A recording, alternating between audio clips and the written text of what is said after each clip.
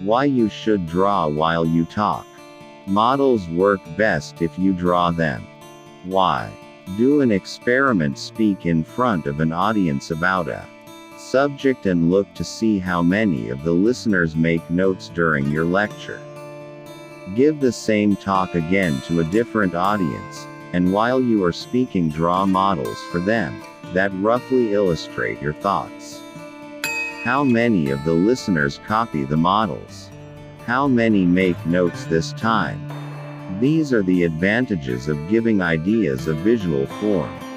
The audience does not just listen to you, it also looks at what you are doing. You receive twice as much attention.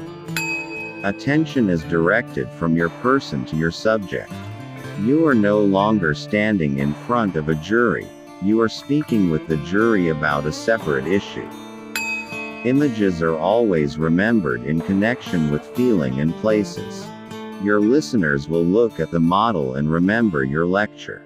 You can only draw stick men. Not to worry.